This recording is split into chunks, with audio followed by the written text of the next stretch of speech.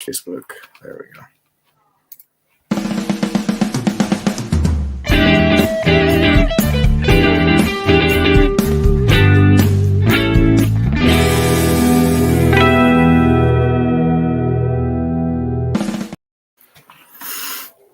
Hey everyone, I think we need to change up the intro. I don't think we've talked about finance for a minute now.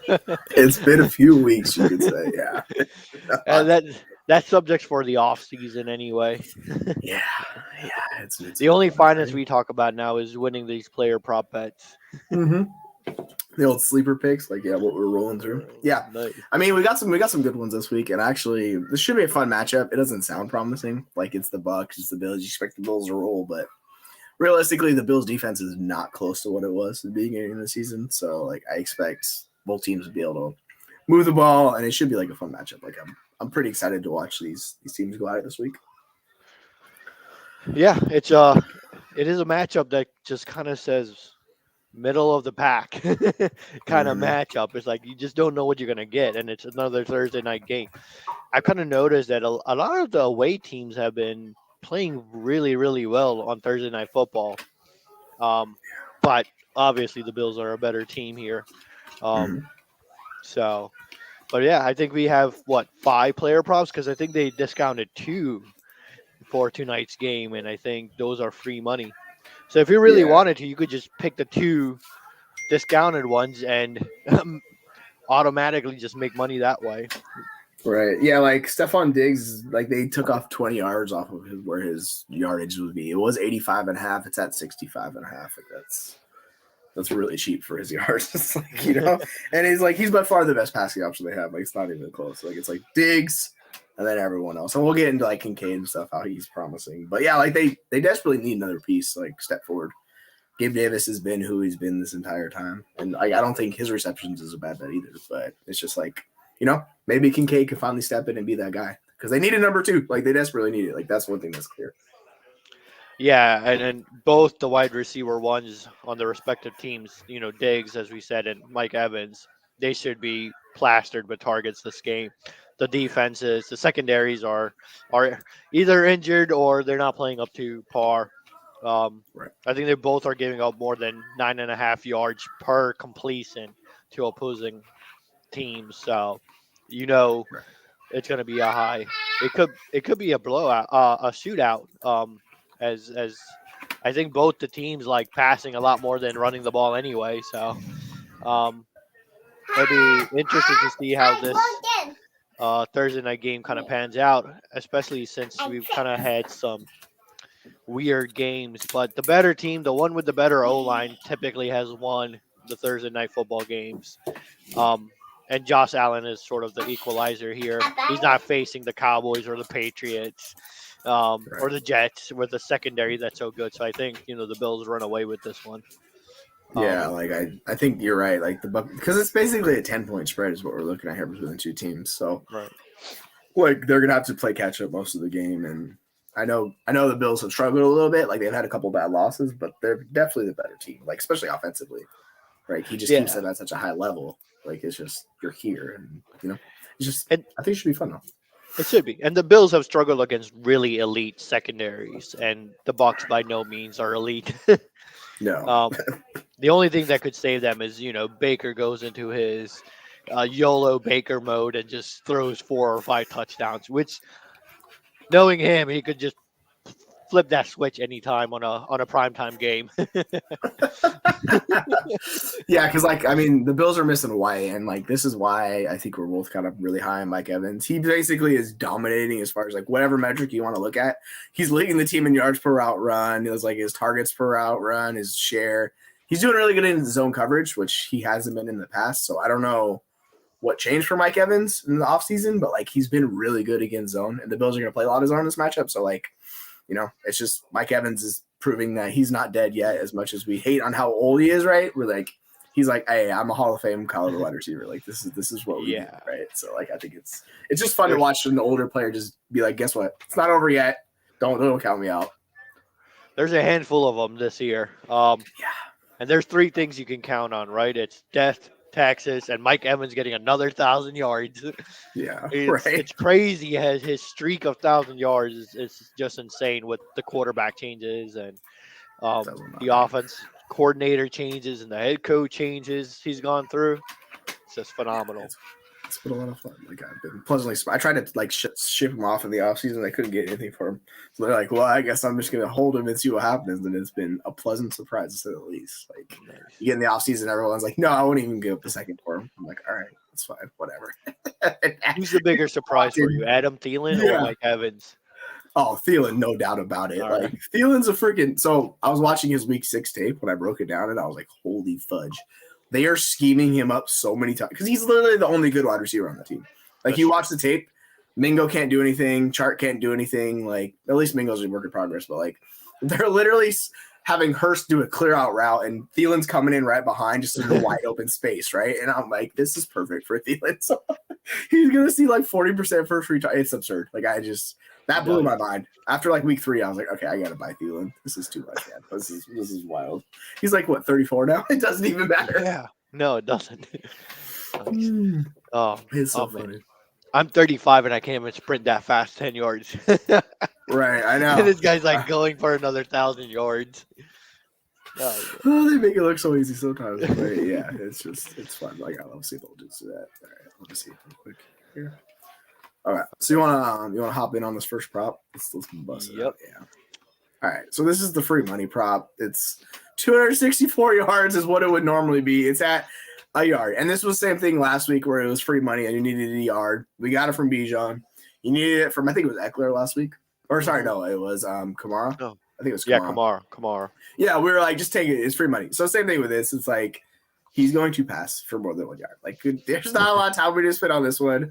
But yeah, like even if like you could make the case like even taking 264 this one, no problem, just because how this Bills offense moves and like everything relies on Allen. The weird thing I think for them is when they get in close games, the running back usage kind of changes. Like you expect most teams in close games to use the running backs. The Bills really don't. They more feature Allen than they do the running backs. It's kind of weird how they go about doing this. And this sucks for James Cook, who I love very much, but he's been kind of hit or miss given how they use him. But yeah, I mean, it's like you're going against a very suspect pass defense, and Tampa Bay's a run funnel defense. They want you to run. Obviously, the Bills are not going to do that. They're going to rely on Josh Allen. And yeah, this seems like free money. Like I would not expect him to go over 300 yards in this matchup, like at all. Yeah, and I mean they've been passing at like 35 attempts a game. He's gonna clear this in his first pass. Yeah, So, exactly right. so. All right, let's see. All right, let's move on to the next one. That we don't spend too much time on this. All right, so let's talk about Mike Evans and like hit on why we're both so bullish on Mike Evans. Like I know he was the cheaper of him and Godwin in the offseason because people expected the stuff to translate for Godwin. And so interestingly enough, they're just not doing what Brady used Godwin as, and that was heavily with the screens where he had like 30% screens. Like that's how they use Godwin a lot. They're not using him that way at all. And basically this offense has shifted into like pushing him more downfield where Mike Evans has always thrived as the downfield target, right? And he's getting a lot of the first read looks. It's just like it's a smash opportunity for him. Like I think I have him as like my wide receiver 8 on the week. Like I'm very high on Mike Evans in this matchup, and Nice. going over 4.5 receptions, just like this seems like cake. Like I'm taking this every time with Mike Evans. He's one of those locked in wide receiver ones from the rest of the season, as long as he doesn't get injured. That's the one caveat. But the way they're using him is it's ideal. So yeah, I'm all aboard this 4.5 against the defense that is struggling with injuries on multiple parts of the back end. The safety's injured. They have a corner that's injured. Like they're really just diving into the depth. And when you're going against a quality wide receiver and their back end guys are coming in to replace them, this is the type of matchup you target because we see it when backups come in, like it tears down and it's just easier looks. It's wide open. So yeah, I'm taking this all day and just running with this 4.5 receptions over on this one. Yeah, interesting enough with the whole Godwin and Evans thing is they both seen the same number of targets at 49, and Godwin actually has 3 more receptions than Evans, but Evans is breaking free in those long touchdowns, and that's where he's been good year in and year out at getting those touchdowns in the green zone, right between the 20 to the 40 yard. He's dynamite getting the touchdowns from there. Um, and the Buccaneers are going to pass for over 30 attempts, and um, it's going to go to Godwin. It's going to go to Evans. Evans is likely the bigger one, especially with the Bills not having White out there limits them so much because you don't have an alpha cornerback to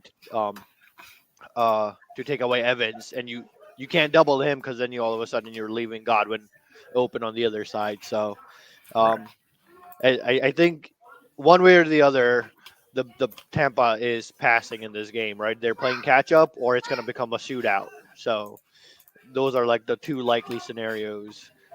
So look for Evans to clear 5 receptions Yeah, easily. and the bonus on top of it is like once they get down to the red zone, this guy he's 6'5", 230. Like this has always been where Evans dominates is in the red zone, right? Because he's like a tight end. So like that's the one thing that he does over Godwin is like it's end zone targets. Like he Hmm. becomes an even more focal point of the offense. So you get those high value touches, right, with the red zone and end zone, and like that's the difference really in their scoring is Evans is getting the touchdown. Godwin has been super inefficient with touchdowns, so at some point it's going to regress where like he will get a touchdown, but like in the meantime, it's just like Mike Evans. It's like, oh yeah, what are we gonna do? We're gonna be 1 yard line. Like Brady used to do this, right? Where they would be at the 1 yard line, they just throw it to him as a little slant, his touchdown instead of runner, right? So like, yeah, you have this in your back pocket at all times with Evans, where it's like there's a better opportunity for him to get a touchdown on top of it too. So like that's just because I think he has 4 on the season, and we're still waiting for Godwin to get into the end zone. Yep. So like at some point, there's just regression. That's how it goes. But like it's just Evans is always a better bet when it comes to touchdowns too. I think it was even last year where Godwin didn't have that many touchdowns.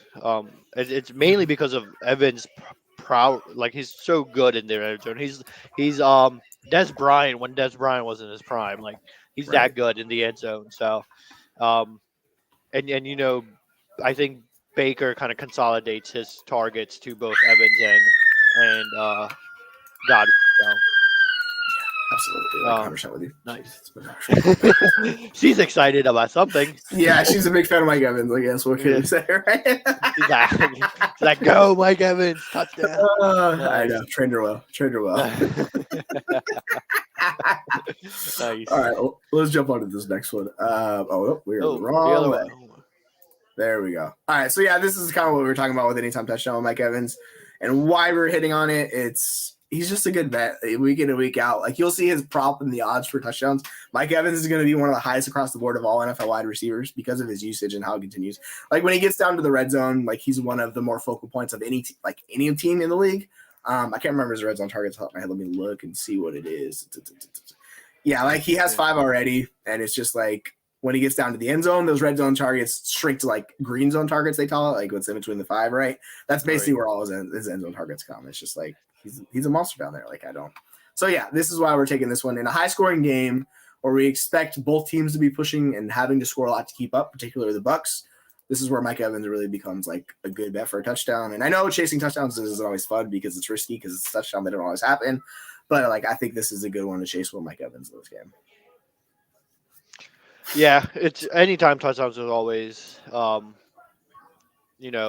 we've seen it often, right? Like, the runner gets down at the 1 yard line, and all of a sudden the backup comes in and vultures a touchdown, or gets pushed out of bounds or something. But it's if anyone's going to score on the Buccaneers, it's going to be Evans because, like we said, that he's got a knack for the touchdown, and it's not like it's just 2023 thing. It's been a couple of years, so it's not a fluke. That's what we were saying there, and they're going to be throwing the ball. They're going to be playing catch up, or they're going to be in a back and forth. And um, I wonder what Evan's split is when the Buccaneers are down by 10 points, double digits. Mm-hmm. It's got to be insane. Like he's got to get super hyper targeted at that point. So. Yep, we're all in on Mike Evans this week. Yes, Mike Evans, Stephon Diggs, like we're in on these guys are the alphas for a reason. Like they're the number one options on those teams. Like you want to trust in those guys. I almost put up the Gabe Davis over for yards. Hi, nice to see you there. But I just I trust Evans more than I do Gabe Davis. To tell you the truth. Hey, can you chill? Okay. Yeah, I know we're talking about Mike Evans, and you couldn't resist. I know. She had to make an appearance. She said Mike Evans is my also favorite wearing player. the Buccaneers red. Look at that. Okay. But thank you. Yeah, I mean Gabe Davis would be a good Contorian play here. Yeah, if you're Uh, like going DFS matchups and stuff, like I think because there's a lot of smoke and like on people with Kincaid, which we're going to get into a little bit, but like Gabe Davis is still a solid player, so he can give you good games and good matchups, which Tampa Bay's defense is not, their back end is not great right now. So this is kind of where you can get like, if you want to take the over on receptions or yardage with Gabe Davis, I think that is a fine play in this matchup because like we say, they need that number 2. So, and Gabe's just risky. So like, these with these bets with Gabe, right? Like sometimes the match was better. You kind of chase that with the over and under. So like, I think that would be a solid contrarian play like you're talking about. yeah, and the Buccaneers are giving up 22.8 points to wide receivers. So obviously Diggs is going to get his, but Yeah, I think you're right. Davis gets his as well. All right, let's go. we Let's go should back we'll do the to next one. Mr. Dalton Kincaid, Kincaid. Dalton So Kincaid. we wanted to do the receiving like receptions, but for some reason Sleeper took that prop bet away. Don't ask me why. I don't know. I saw it earlier this morning and I was like, cool. And then I go to pull it up and it's disappeared. And I'm like, what the fuck? What happened? So we're just transitioning into his yardage. The way he was used last week is what you want to see. Obviously, we would like to see him getting schemed downfield a little bit more, but it's a lot of choice routes where it's checks and underneath stuff, and that's money for receptions, and like those add up for yards. And without Dawson Knox, who's going to be on the R the next 4 weeks, like I'm confident with Dalton Kincaid as like a top 8 tight end the rest of the season, like rolling in there. And this is very rare this happens, but betting on the pedigree with Allen, the way they're using him in that offense, like against this defense, like I have a hard time seeing him going under in this matchup. Obviously, you look at his receiving yards and it's all over the place. But like last week was the first week where he got the full usage of the route tree and all of that stuff, like we were hoping. So we're just expecting this trend to continue for him. Yeah, and then I mean, we know Buffalo doesn't run the ball as often, and outside of Diggs, obviously Diggs is going to get his ridiculous 40% targets here, Yeah. but but Allen's going to have to throw to someone outside, and now with Knox out, I think Kincaid is probably the only good pass catching tight end. Um, so if Tampa decides to start covering Diggs, bracketing him, Kincaid's just going to start getting open that much more. Yeah, and I think your game day edge makes a good point of this by using this. They're giving up a lot of air yards to tight ends, and this is actually beneficial to Don Kincaid because he's one of the few tight ends that can actually stretch the field and go down seam. So like they're giving up almost 6 receptions a game, and like they're almost 100 air yards a game. So like with Kincaid, who's an athletic freak and he's a very skilled, like talented tight end on the receptions, it's like I think like this matchup benefits both of them. Where like they hit, and you'll see this on national TV where people are probably gonna come out of this game really hyped on Dalton Kincaid for the rest of the year. Yeah, I wish coaches would use the game day edge because there's so many numerous times where I've seen like air yards for tight ends, and then like the Packers 2 Thursday night football games away, they didn't target Musgrave until he got injured, and all of a sudden they started targeting the other tight ends, and I was like, Ooh, oh yeah. my god, it was like like the low hanging fruit was there the whole game, and I was just so mad about that. You got to call him up, be like, listen, I have the data for you guys. Just use it. Like, just scheme it up. Like, Musgrave's a freak tight end. Use it. Yeah, it's just sometimes we run it, and this is like the Arthur Smith thing we run into, right? Where you're like, Right. what the hell are you doing? And it's like sometimes coaches just aren't logical, and it's super unfortunate. As us, we're trying to bet on them being logical. It's like, well, maybe they're not going to be this week. So yeah, Right. So that's where this player prop bet with Kincaid this week also runs into risk is you never know what they're gonna do. They Mhm. could all of a sudden decide targeting the running back is a better idea, or going for Gabe Davis is a better idea. But like like Jesse said, if they target Kincaid, they should have success. Um, he's shown the capability that he's good, and the way Tampa runs their defense, where they like to shoot the A gap with the with their linebackers, they could take advantage of that zone behind the linebackers with Kincaid. Um, so let's see. We're hoping that Buffalo targets their superstar tight end in Kincaid. Yes, I'm saying Right. It's superstar. he's definitely like it's interesting because tight end's such a wasteland, right? Like there's only a handful of tight ends you trust. You got Laporta, you got Kelsey, you got Andrews, and basically Hawkinson. And then it's like a tier of dudes where you're hopeful. Like even Ingram, he's like solid. But like it's ugly. So Yeah. we're putting Kincaid in that second tier, and it might not work out. But like what we've seen last week, no Knox. They're likely like how I think they're going to go about using this is they're going to have Kincaid more play the traditional tight end role, and have the slot wide receiver like Hardy on the field more, and they'll be more beneficial, right? Because you're setting Kincaid up against linebackers in these matchups. And if you have a linebacker guarding Kincaid, like good luck, they're not going to be able to stick with Kincaid. Like that's how good he is. And then it lets Hardy work out of the slot, and you kind of open them up. And then if sometimes they'll pull Kincaid off of the line, and he'll be able to look for that slot, and like the slot's a good spot for tight ends, right? It's easier targets, easier receptions. Like you don't have to do like you'll live in the zone, and he shows like a natural feel against zone coverage. Like it's really hard for rookie tight ends, but like you see that from him already. Like this is just stuff to build on. So like yeah, like I'm firing him up on one of my teams like easily. Like I was just starting him. I'm like, all right, let's roll with it and see what happens. But yeah, it's promising, and like this could be the game that we see the national breakout. Everyone's like, oh yeah, Dalton Kincaid's that guy. It's like, well, we hope so. He was a first round pick, one of the best offenses in the league, right? Like we're just hoping it all comes together. Yeah, and the Buccaneers are, if I'm reading this right, they're only generating 20% presser percentage. So, they're not going to need Kincaid to block him. Kincaid can block, not as good as Knox, and I think that's why he was losing some snaps to Knox. But not with Knox out, I think it's a Kincaid. So you're right. Yeah, let's hope they don't use him for blocking because that seems just like a waste of using Kincaid. It's kind of like what I was watching the Kyle Pitts tape. Same thing. He's not a good blocker. Don't use him as a blocker. That's like not why you have this guy on your team, right? So ideally, they're using him more for the routes, and he's running the route tree and running all of that. So like that's kind of what we're doing. Like I wouldn't be shocked if he's running like 80+% of the routes in this game, looking the routes and then right and living in the middle of the field all nonstop and rolling past the yardage. So yeah, like it seems like a good matchup, good player, good situation when you're kind of hitting all three of those options. Like that's a good bet in my opinion. The only thing that's running against our favor is the rationale and sane minds of head coaches. Yeah, McDermott or whatever. Yeah. It's like, dude, we're just making it. We're just asking. I think this is the last one.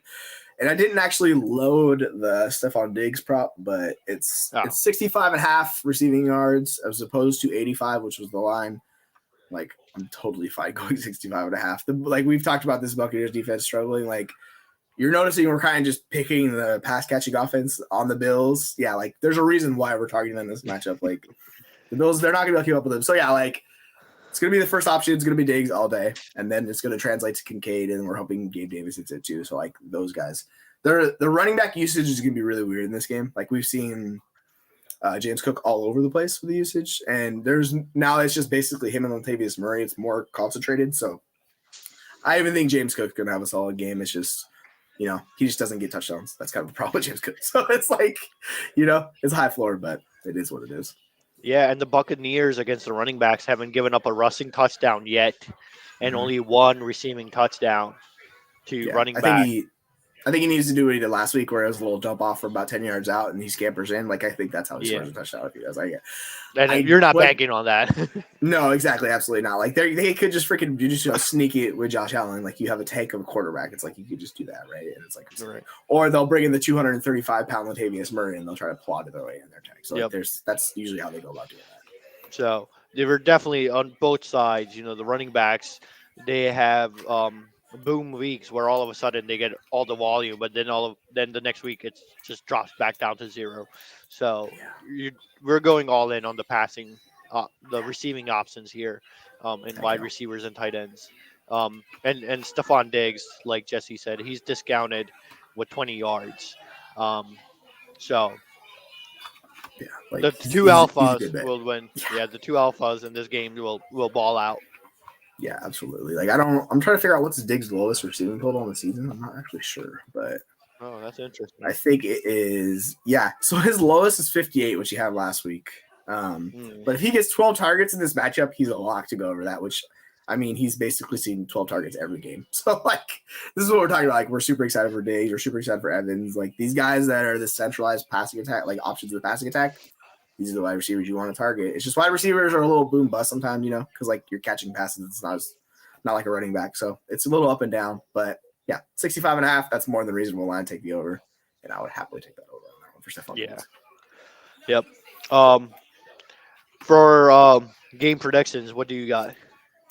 So I'm gonna take the Bills in like a 30-24 win. Like obviously, I just like taking overs, honestly. So like the line is a lot lower than that. It's like 43.5. So I'm just gonna go way over this game. But Way over. my issues with the Bills defense are like they're there, and like what I've seen from the Bills defense last couple of weeks, it worries me. Like we saw Mac Jones just carve them up, and if Mac Jones is carving them up with lesser options, and he's doing a lot of what they did in college, like I expect Baker to be able to do that. I wouldn't be surprised if Baker has a turnover or two, but like I expect them to be able to like keep pace with them most of the game. It's just it should be a fun matchup. Like that's why I'm pretty excited for this game. Actually, how do you expect this game to play out?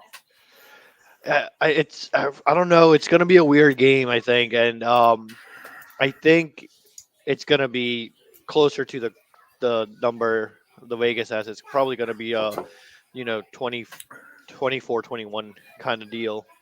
I can see that. Well, obviously the Bills. I think they go out and get 2 touchdowns, and like you said, I think Baker has like a couple turnovers in the first half, but then he comes out balling and gets the game closer than it was. Yeah, where it's like a one score game at the end, and they just like turn it over, or they don't convert it, or however it works out. Right. I totally see that. Absolutely. But yeah, that your point is good. Like even last week against the Bills, I had like no doubt that the Patriots were just gonna go down and score. Like usually you don't trust Mac Jones, but like when that happened and I was watching and I'm like, they're gonna score. It's gonna happen, and it did. So it was the Bills have played some elite secondaries. The Buccaneers aren't that, so I think the Bills score a ton, but then I think they let their foot off the gas and get the Bucks back in the game. Yeah, like they're missing Milano. He's a pretty big piece of that defense too. So like you're missing your middle linebacker, you're missing a safety in the back end, you're missing a corner. Like you're missing a lot of these pieces in the passing attack, and like this is going to show up, and people are probably gonna be frustrated watching this. Like the Bills are just going to go downfield and just be like, because they don't have guys that can cover. So it's like they're going to play a lot of zone in this situation. And this is why I was talking about this, because if you can't man up, you're going to play a lot of zone, and that's going to work in Mike Evans' favor. It's going to work out for Chris Godwin too. Like they should be fine in this game, and they'll do their thing. It should be, and that's why I think it's going to be a more entertaining game than people probably expect, just given the name cachet both teams have. Yep. Just watch me our luck, right? Mike Evans doesn't score a touchdown, and Godwin gets like 3. Just the luck reversal he needed. Regression hitting like in the hardest possible way. Like, oh yeah, of course, there it is. There's those 3 touchdowns. It's like Joe Mixon has that one good game every year. Yeah. Right. All right. Well, we'll post these player props on Twitters, and Jesse does an amazing job of keeping updated during the game how many we've hit. But looks like we don't got any questions this week, but should be a fun game tonight. Yeah. So let's see if the Bills can recover from that horrendous loss to the Patriots on Thursday Night Football. So otherwise, see you next week. Yeah. Take care, folks. Take care.